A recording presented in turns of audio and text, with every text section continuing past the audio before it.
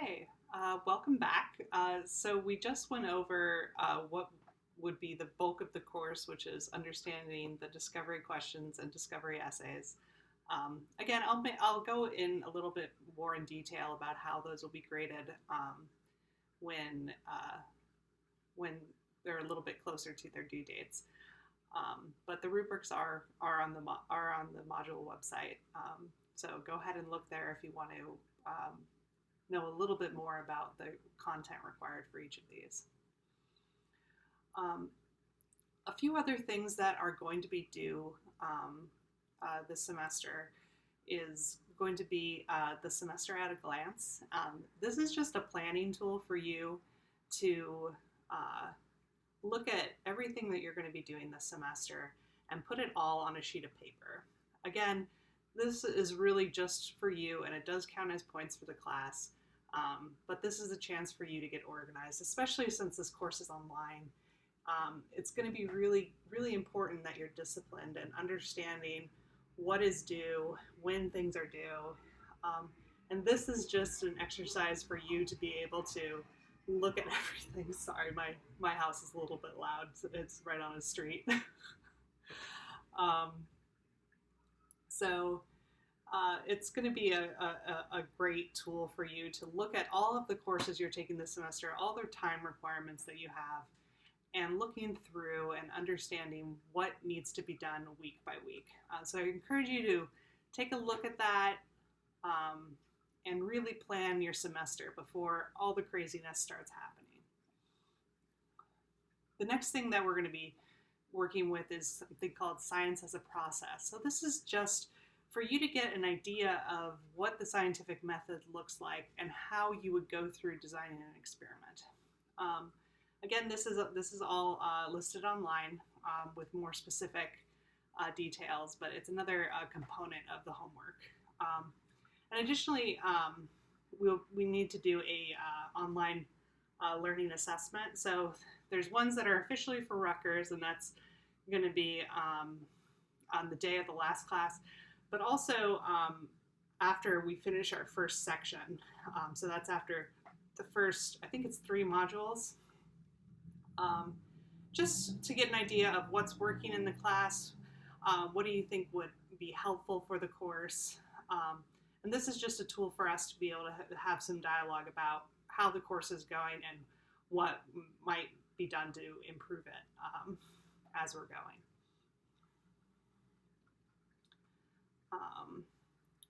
The other big component of this of the course is going to be lecture quizzes. So these are going to be at the end of each module. And again, this is going to be the questions that you see on these quizzes are what is going to be most like the questions you'll see on the exams. So it's a lot of being able to interpret scientific figures, again, all related to the lecture material, and understanding how that relates to specific figures, and really interpreting what is happening. So pay attention to what those look like, because that's going to be the material that you'll really be tested on. Again, I touched on this a little bit earlier, but there is a extra credit opportunity once each section. So again, there are 4 sections in this course. The first one being ecology and evolution. And it's the opportunity to learn how to ask questions, and it's best if this is done synchronously. So if we can meet, again, I'm going to be sending out a doodle poll to figure out when the vast majority of us could potentially meet. If you can't meet, that's totally fine. It's not required. There is an opportunity for you to do these extra credit discovery question worksheets, which again are listed on the modules. So if you're able to attend these question generation sections, again, there'll be 2 per section.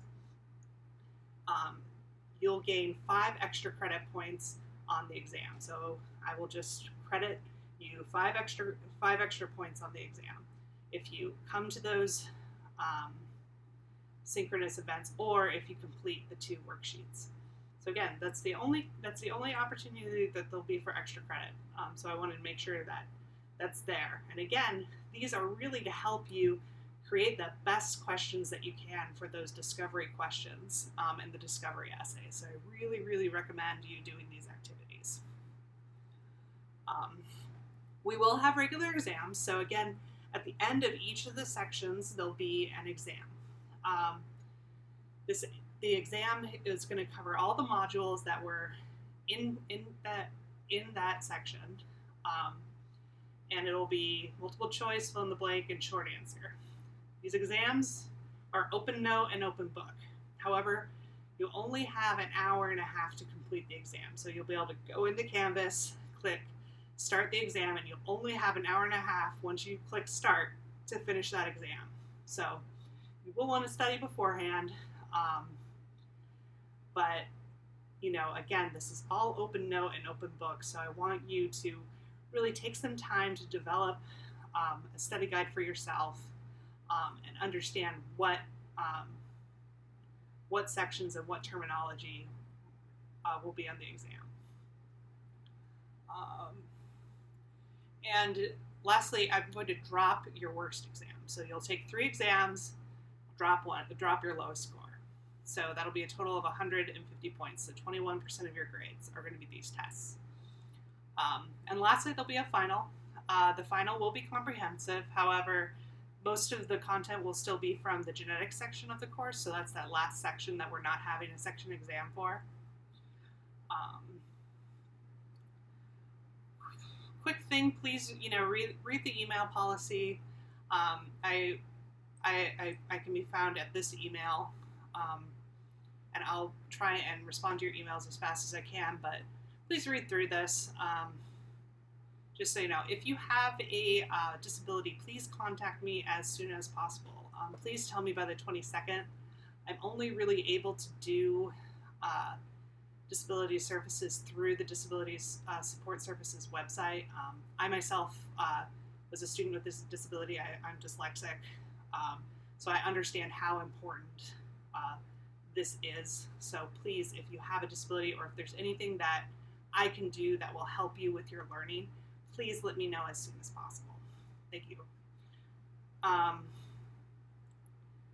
Additionally, I never had a woman of color teaching my science class. It wasn't until my last year at college that I finally had another woman of color, Dr. Maria Teresa Velez, teach a upper level course in biology to me. So I'm really conscious about the importance of diversity in the science classroom.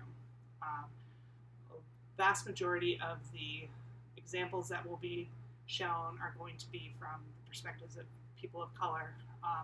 And again, this is a living course. If there's something you think that can make this course better in terms of diversity, please let me know, and I will take it to heart and really try and make this course as good as it can be in that respect. Again, we're living in really strange times. If you are having trouble with this course, or if there's any COVID-related issues that you're struggling with, please contact me directly. Ultimately, this course is not the most important thing. I want you to contact me if you are struggling, and we will work something out. It's, again, strange times, and we need to be as flexible as we can, given the current situation. In terms of late submissions, there will be a 10% penalty per day. Again, if you're having issues, please contact me directly, and we can potentially work something out. And that's really all I really wanted to go through in terms of overall structure. The rest of this is really just a straightforward calendar. So take some time and look through each of these. Again, all the due dates, so the course entry survey that I sent around and is located in the course is due this Wednesday. So take some time and go through, see where the most important due dates are, include them in your semester at a glance, and take some time with this document to understand what we're going to be doing from a day-to-day basis. All right, look forward to the next steps in this class. Hopefully, I'm going to see you soon if you're going to be available synchronously for the question generation exercise. And if not, hopefully I will see you at a future office hour or whenever is possible to meet. All right, thanks.